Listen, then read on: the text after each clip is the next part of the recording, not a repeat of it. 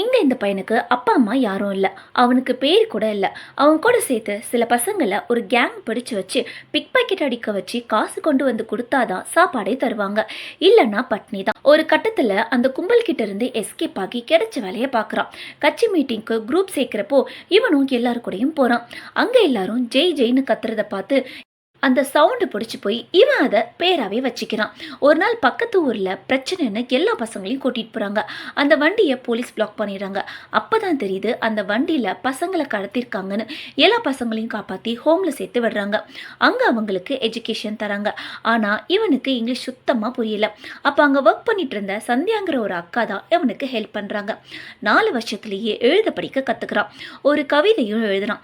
இதை பார்த்ததும் சந்தியா அக்காவுக்கு பெருமையாக இருக்குது. இவனுக்கு எழுத்து மேலே மட்டும் காதல் இல்லை, ப்ரூஸ்லி மேலேயும் காதல். அதனால் ஒரு டோஜோவில் மார்ஷியல் ஆர்ட்ஸ் கற்றுக்க ஜாயின் பண்ணுறான். அப்போ அங்கே ஜாயின் பண்ண ஒரு பணக்கார பையன் டோஜோவில் இருக்க எல்லார்கிட்டையும் என்னை தோக்கடிக்க முடியுமான்னு ஓவராக பேசுகிறான். அதில் காண்டாகி இவன் ஃபைட் பண்ணுறப்போ ஒரே அடியிலேயே இவனை நாக் அவுட் பண்ணிடுறான். அப்போ ஒரு பொண்ணு தான் இவன் கையை பிடிச்சி தூக்கி விடுறான். அந்த நொடி அவன் மேலே இவனுக்கு காதல் வந்துருச்சு. அப்போ கரெக்டாக அவன் ஆர்ஃபனேஜை க்ளோஸ் பண்ணிவிட்டு வேறு ஒரு பிரான்ச்சுக்கு அனுப்புகிறாங்க. கிளம்புறப்போ இவன் லவ்வை சொல்லலாம்னு போகிறான்.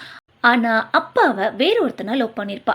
அவன் அவளை ஹர்ட் பண்ணிட்டு பிரேக்கப் பண்ணிட்டு போகிறத பார்த்து மனசு உடஞ்சிடான்.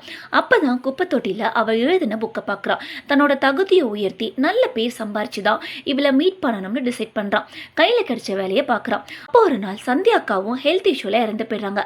அதுக்கப்புறமா அவங்க பேரை இவன் பேரோட சேர்த்து சஞ்சய்னு வச்சுக்கிறான்.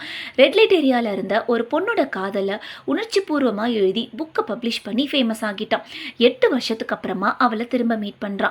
இவன் புக்கை படிச்சவ அதில் இம்ப்ரெஸ் ஆகி இவன் கூட பழகுறா. சின்ன வயசுல ஒரு வாய் சாப்பாட்டுக்கு கஷ்டப்பட்டதால நிறைய பசங்களுக்கு முடிஞ்ச அளவு சாப்பாடு தரான். இவன் கேரக்டர் பிடிச்சி போய் அவனை லவ் பண்றான். யாருமே இல்லாத சஞ்சய்க்கு இப்போ ஃபேமிலியும் கிடைச்சிருச்சு. உண்மையான காதல் எவ்வளோ தடங்கள் வந்தாலும் கண்டிப்பா ஜெயிக்குங்கிறதுக்கு சஞ்சயோட லவ் ஸ்டோரி ஒரு எக்ஸாம்பிள் தான். இந்த வீடியோ உங்களுக்கு பிடிச்சிருந்துச்சுன்னா வீடியோக்கு ஒரு லைக் போட்டு மறக்காம சேனல்ல சப்ஸ்கிரைப் பண்ணிக்கோங்க.